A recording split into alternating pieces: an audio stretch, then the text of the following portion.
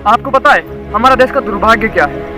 हमारा देश का दुर्भाग्य ये है कि हम लोगों को क्रिकेटर और एक्टर के सिवा कोई और दिखाई ही नहीं पड़ता है। हमें ना अपने आर्मी के बारे में पता होता है, ना अपने इंडियन नेवी के बारे में पता होता है, ना अपने साधु संतों के बारे में पता होता है। हमें किसी के बारे में कुछ नहीं पता होता सिवाय क्रिकेटर के। अगर किसी की क्रिकेटर की उंगली टूट जाए तो बड़े से बड़ा आदमी उसको ट्वीट कर देता है, और अगर किसी एक्टर का बच्चा पैदा हो जाए तो फिर तो इंडिया को, ये मीडिया को कंटेंट मिल जाता है। आज हम जो बात करने वाले हैं वो किसी ऐसे व्यक्ति के ऊपर है जो बहुत महत्वपूर्ण है इस देश के लिए, उसे याद रखना और उसके बारे में जानना।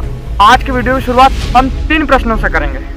पहला प्रश्न, 7 नवंबर 1966 के दिन क्या हुआ था? दूसरा प्रश्न, गांधी परिवार की मृत्यु का क्या कारण है? और तीसरा प्रश्न, गोपाष्टमी और गांधी परिवार का क्या संबंध है? चलिए वीडियो को शुरू करते हैं। नमस्कार मित्रों, मेरा नाम है राजेंद्र सिंगार और आज हम जानेंगे करपात्र जी महाराज के पूरे जीवन के इतिहास के बारे में, या फिर उनके जीवन का जो महत्वपूर्ण एक दिन है उसके बारे में। चलिए वीडियो शुरू करते हैं।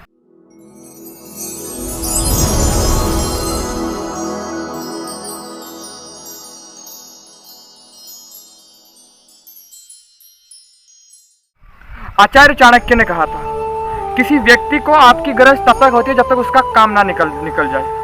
ऐसा ही कुछ हुआ महाराज करपात्र जी के साथ में। चुनाव सामने थे।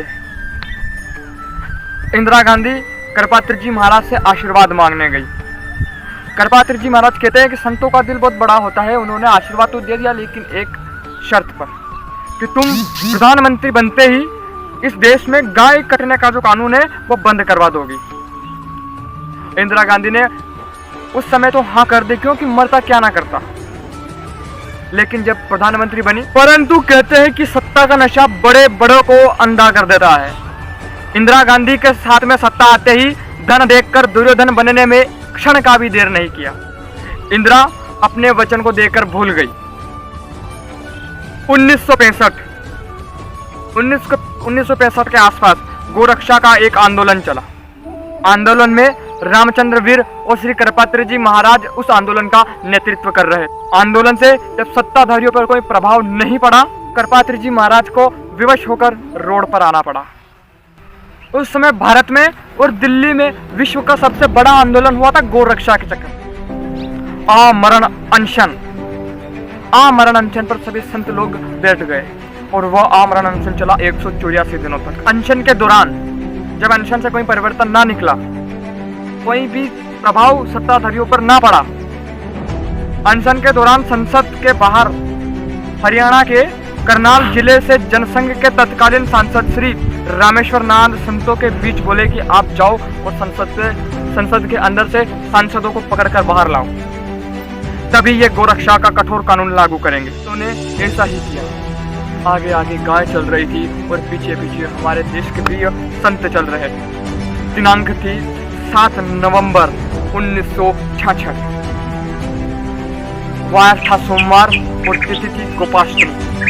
जब संसद के बाहर जब गाय और संत पहुंचे तो सत्ता में अंधी इंदिरा गांधी संसद के भवन से बाहर आती है और फायरिंग का ऑर्डर दे देती है। सैकड़ों गाय, सैकड़ों संत उस दिन मारे जा चुके थे। तब गृह मंत्री गुल्लार जी लाल नंद थे, जिन्होंने मामले से क्षुब्ध होकर इस्तीफा दे दिया। गृह मंत्री ने इस्तीफा तो दे दिया, लेकिन इस सभी कांड का जिम्मेदार अपने खुद को बताया। फिर क्या हुआ, यह सुनकर आपका हृदय बिल्कुल रो देगा। सुनिए आगे।